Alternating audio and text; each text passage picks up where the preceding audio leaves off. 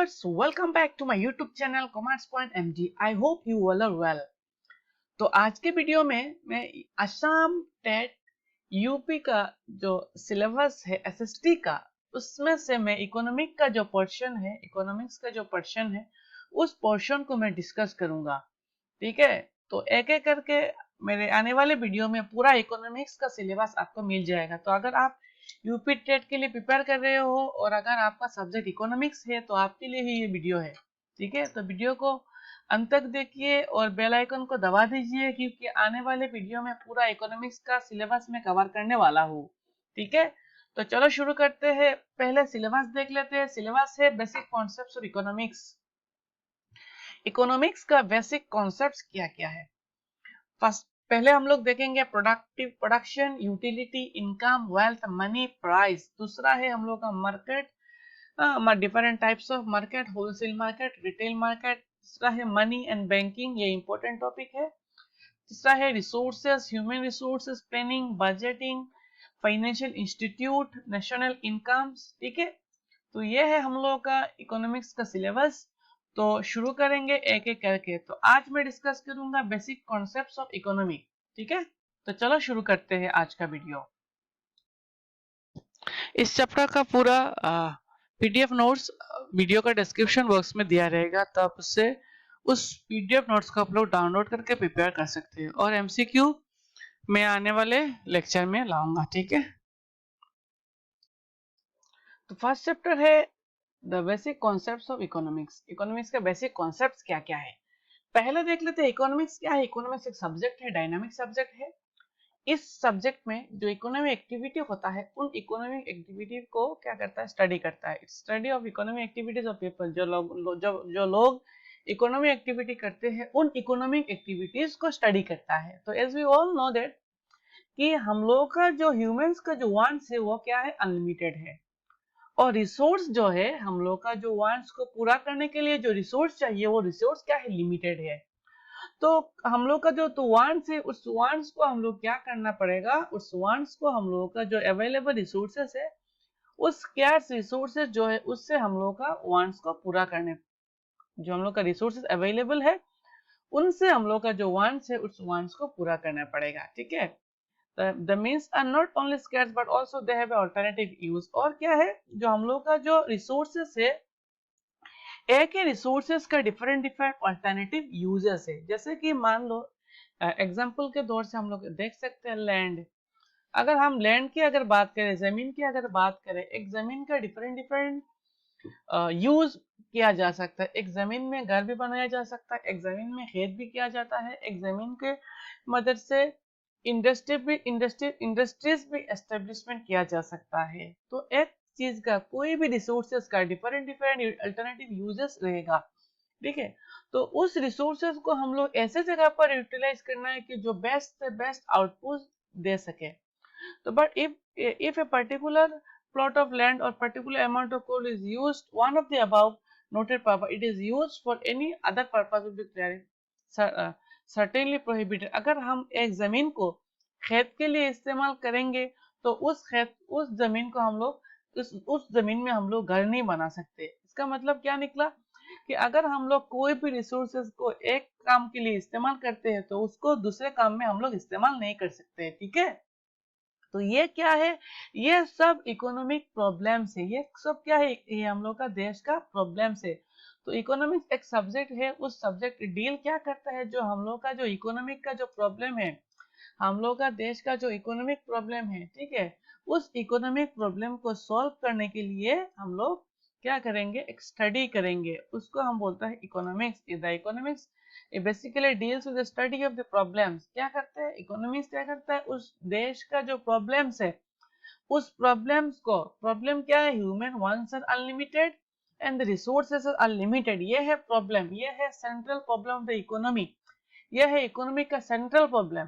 ठीक है, उस प्रॉब्लम को सॉल्व करने के लिए क्या हम लोग क्या करते हैं, इकोनॉमिक्स करते हैं, स्टडी करते हैं। इकोनॉमिक्स क्या है, इकोनॉमिक स्टडी है। जिस स्टडी में हम लोग क्या स्टडी करते हैं, ह्यूमन का जो प्रॉब्लम है, ह्यूमन का जो स्कैर्स रिसोर्सेस है, उस रिसोर्सेस को हम लोग कैसे से कैसे इफेक्टिवली एंड इफिशिएंटली हम लोग इस्तेमाल कर सकते हैं।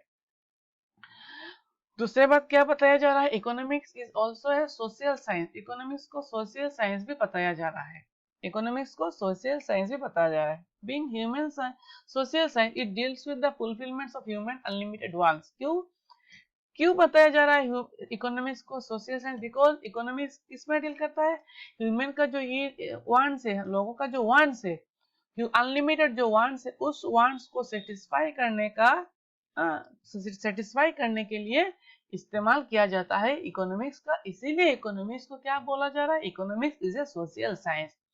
In fact, it studies that human behavior, the relationship between and the scare means. Hence, the study of economics can help individual, institutes, and country to maximize their welfare and benefit with the help of scarce resources at their own disposal.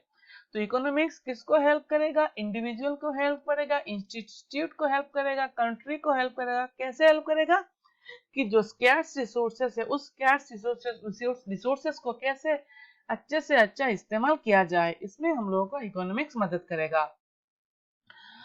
With the passage of time, the population all over the globe are increasing rapidly. तो economics का problem जो है, हम लोग का देश का जो प्रॉब्लम है, वो दिन ब दिन डिक्रीज नहीं हो रहा है, वो दिन ब दिन इंक्रीज हो रहा है। क्योंकि एक देश में पॉपुलेशन दिन ब दिन इंक्रीज हो रहे हैं, दिन ब दिन अगर इंक्रीज होगा पॉपुलेशन तो रिसोर्सेज तो लिमिटेड है, तो उस रिसोर्सेज से हम लोग इन आने वाले जनरेशन को हम लोग कैसे, आने वाले जनरेशन का जो नीड्स होगा, जो बढ़ते हुए पॉपुलेशन का जो नीड्स होगा, उन नीड्स को हम लोग कैसे सेटिस्फाई करेंगे।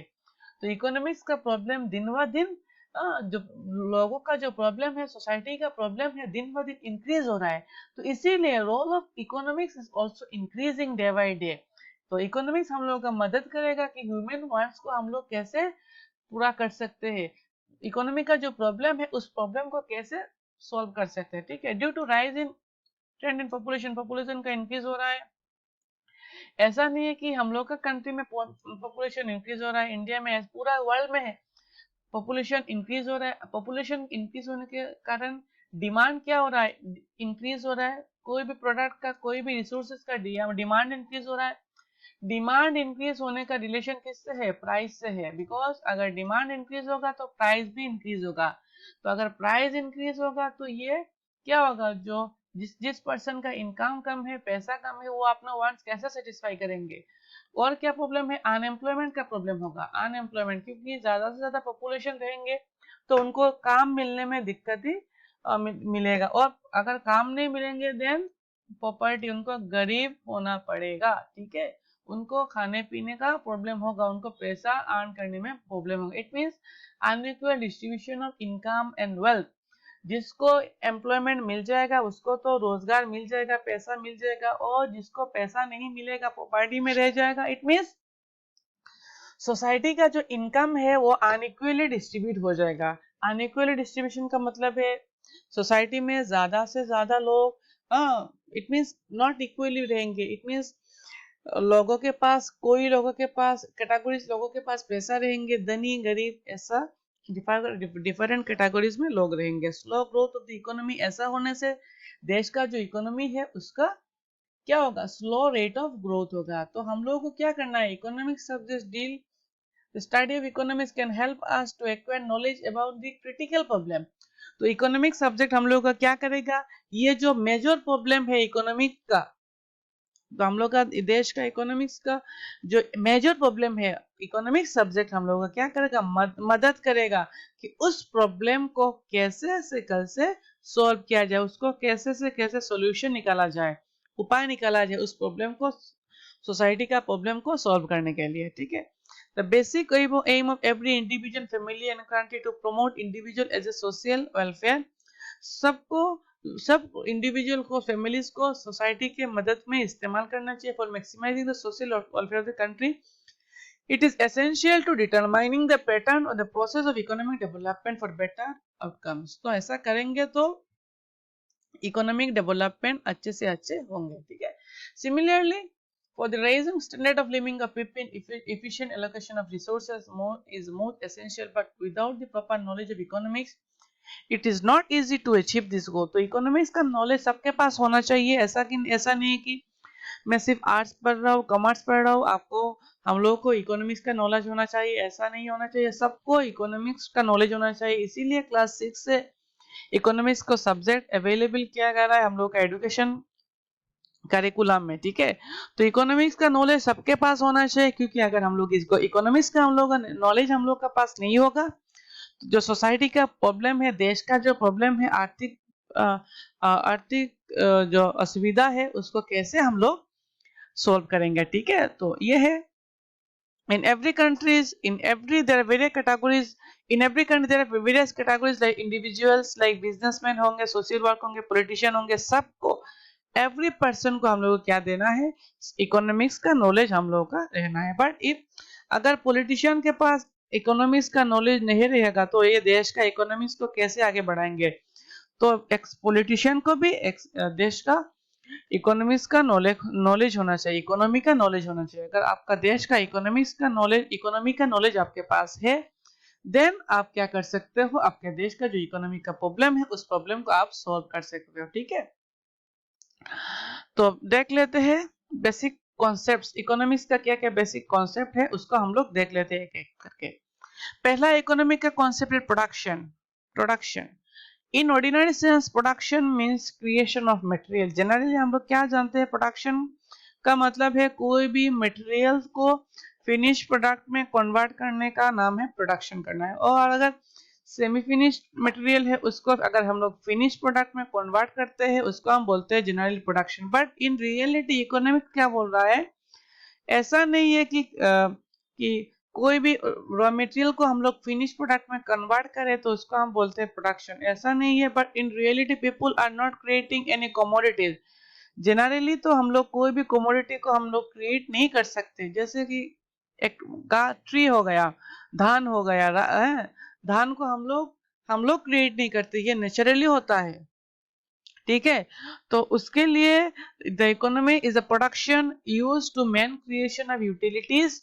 इन इकोनॉमिक्स क्या होता है, production is use the main creation of utilities. Utilities को क्रिएट करने का नाम क्या है, प्रोडक्शन।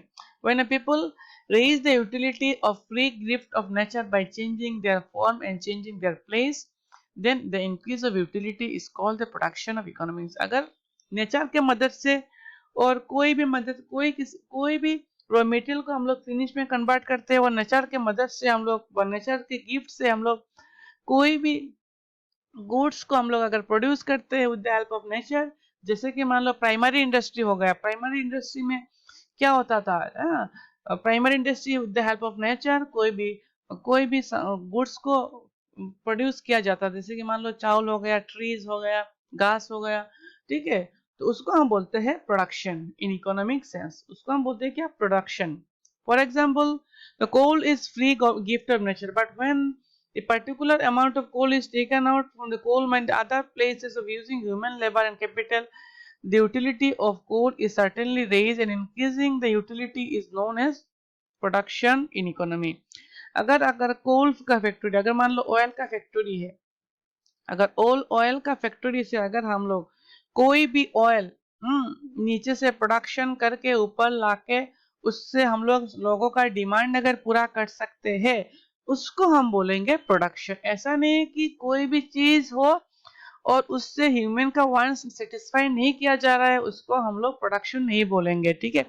प्रोडक्शन हम लोग उन चीज को बोलेंगे जिनसे ह्यूमन का जो वांट्स है, नीड्स है, उसको पूरा किया जा सके।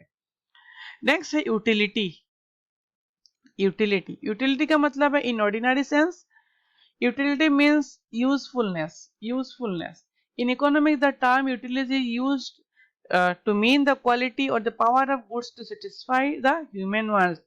यूटिलिटी एक ऐसा चीज है जिससे हम लोग का ह्यूमन का जो वांट्स है, उस वांट्स को हम लोग सेटिस्फाई कर सकते हैं, यह है हम लोग का यूटिलिटी। अगर मुझे बहुत से प्यास है, तो अगर मैं एक गिलास पानी पीऊं और उस पानी से मेरा जो वांट्स है मुझे सेटिस्फाई कर सकते हैं, ये है मेरा यूटिलिटी, ये है मेरा सेटिस्फेक्शन लेवल। तो यूटिलिटी को हम लोग सेटिस्फाइंग कैपेसिटी और सेटिस्फेक्शन लेवल भी हम लोग बोल सकते हैं इकोनॉमिक्स के टर्म में, ठीक है। In other words, when satisfying capacity और the power of goods is called the utility, the satisfying capacity और द सेटिस्फेक्शन लेवल, इसको हम बोलते हैं utility. Anything which satisfy human wants directly और indirectly is possess the utility. ठीक है, जो चीज ह्यूमन का वांट्स को सेटिस्फाई करता है उसको हम लोग बोलते हैं utility in the economic sense. ठीक है,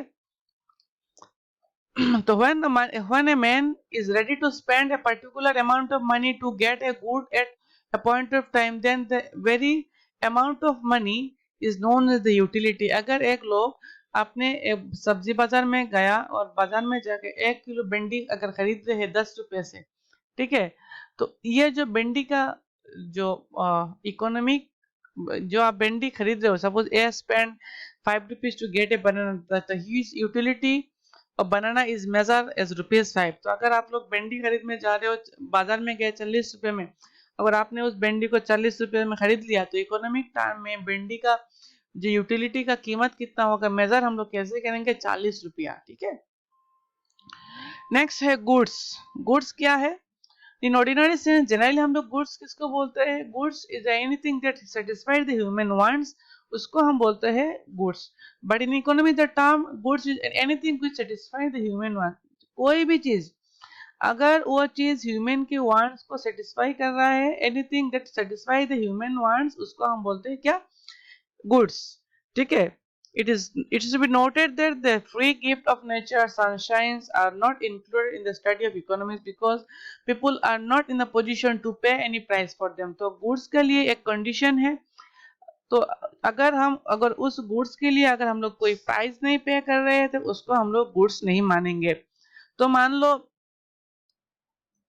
अगर कोई नेचुरल वैसे कोई गुड्स मिलेगा, कोई चीज हम लोग को बेनिफिट्स मिलेगा, उसको हम लोग गुड्स नहीं मानेंगे।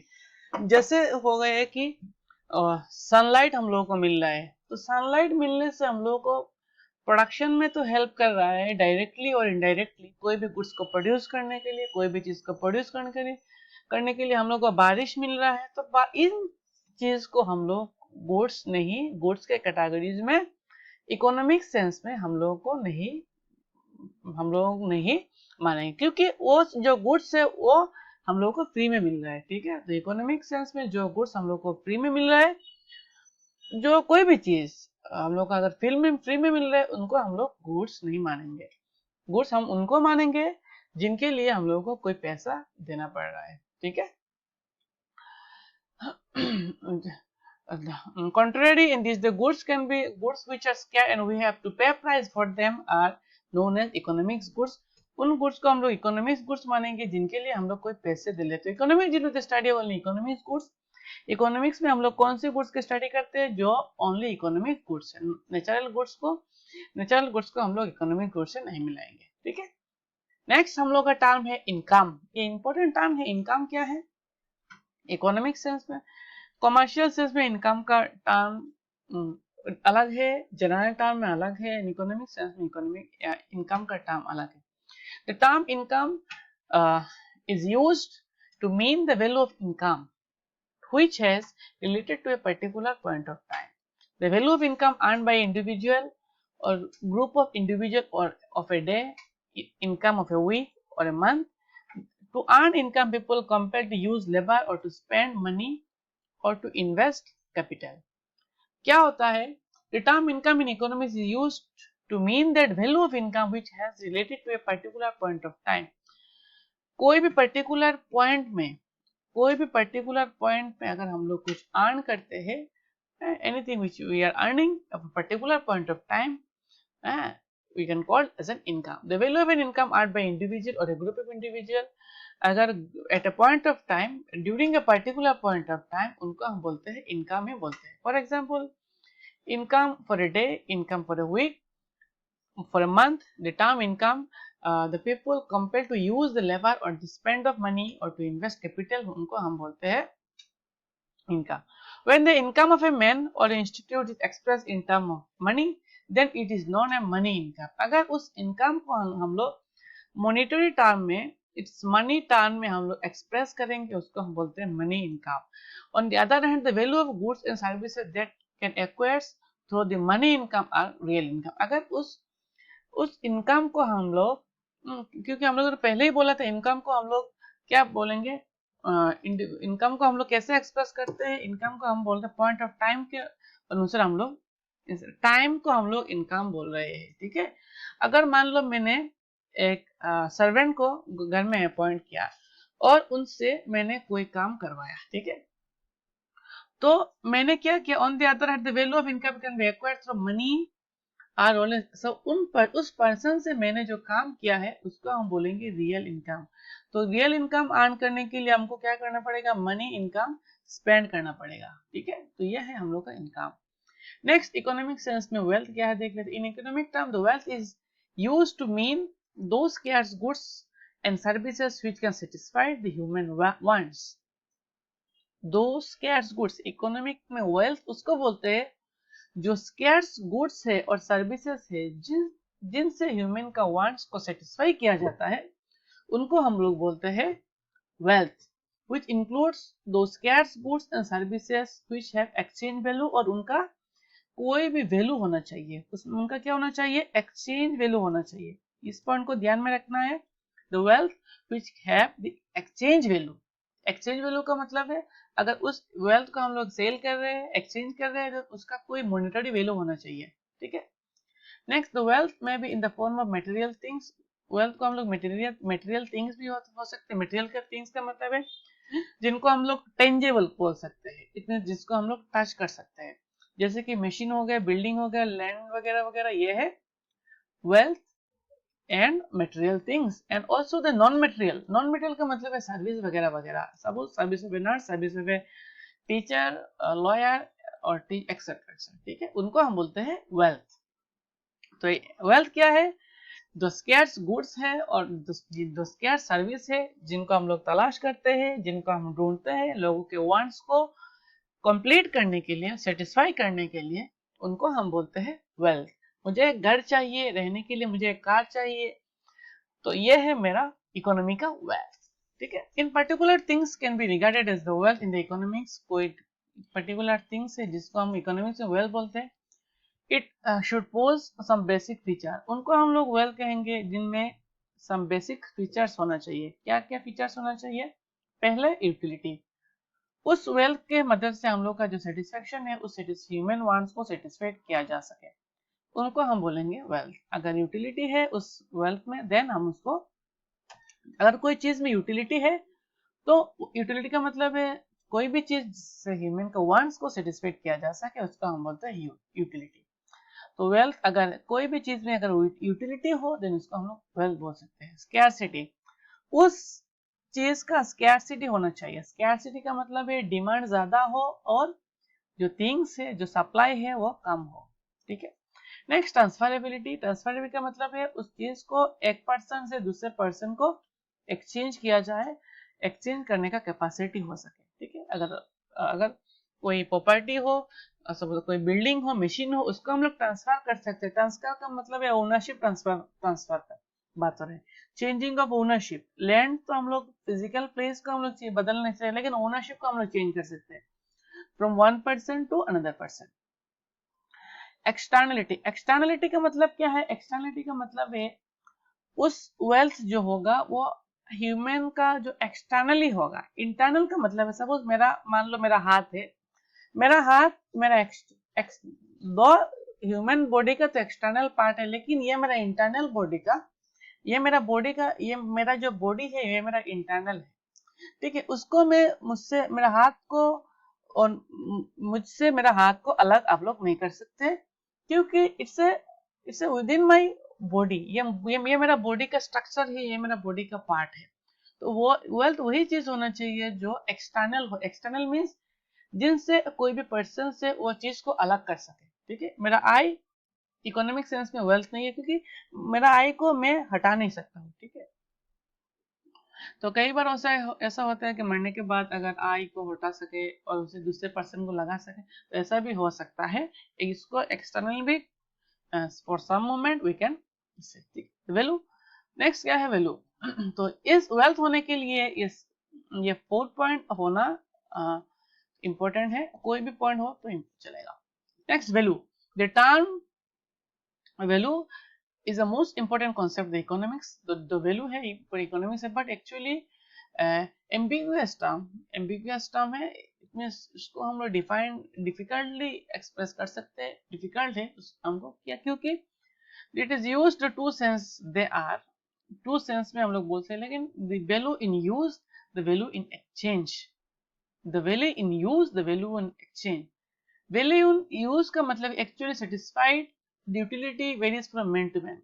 देखो कोई भी चीज का value man to man different होगा। सपोज मान लो 800 कार, अगर 800 कार अगर कोई मिडिल क्लास पर्सन उसको उस कार को अगर इस्तेमाल करता है, खरीदता है, देन उसके लिए यह कार का वैल्यू बहुत ज्यादा रहेगा। लेकिन अगर कोई टॉप क्लास पर्सन जिनके पास बहुत पैसा है, लाखों करोड़ों रुपीस है, अगर उस person high net worth individual, अगर वो पर्सन उस कार को अगर यूज करता है, देन उसका जो सेटिस्फेक्शन लेवल है, यूटिलिटी है, वो डिफरेंट रहेगा। तो उसको हम बोलते हैं value in use.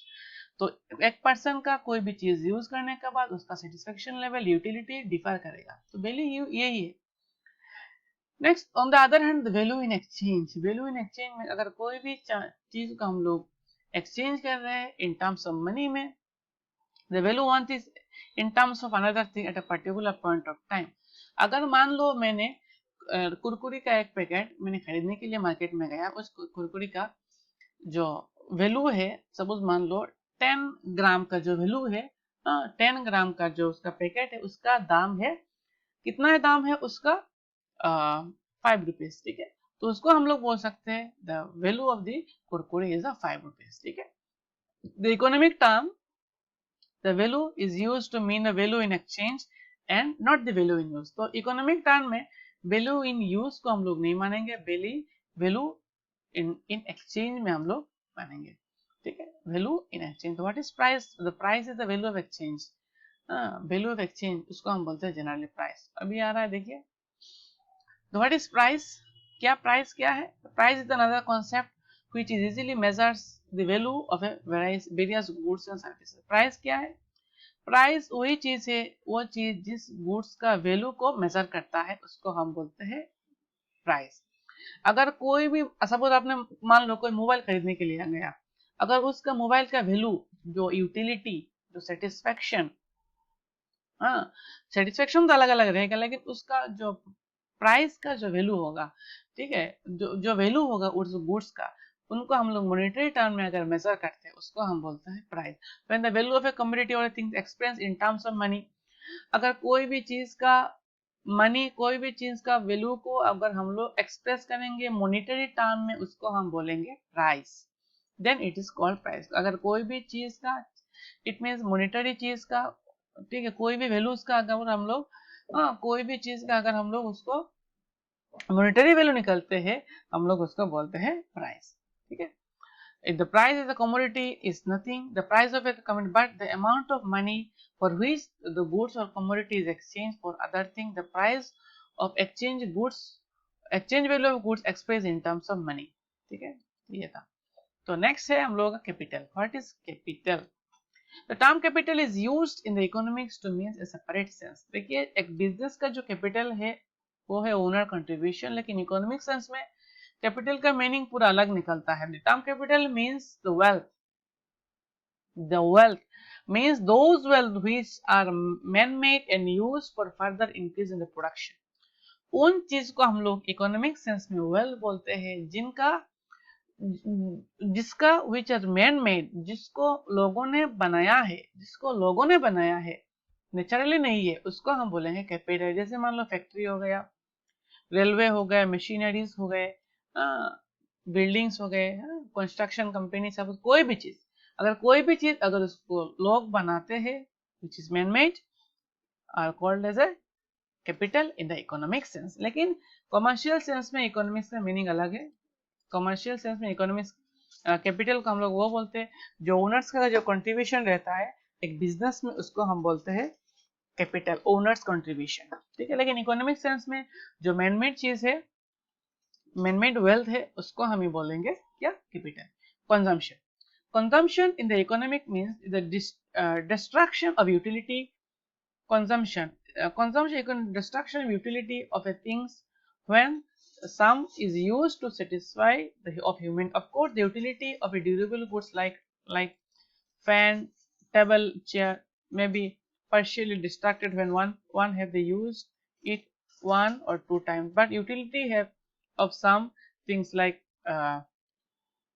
milk, tea, which can fully destructive when it is used fully, uh, fulfillment of somebody's want. तो consumption उसको क्या बोलते हैं, when some is used for, अगर कोई भी चीज को हम लोग इस्तेमाल करते हैं, अगर कोई भी चीज को हम लोग इस्तेमाल करते हैं हम लोग वांट्स को सेटिस्फाई करने के लिए, उस चीज को हम लोग खाते हैं, अगर यूज इस्तेमाल करते हैं, उसको हम बोलते हैं कंजम्पशन।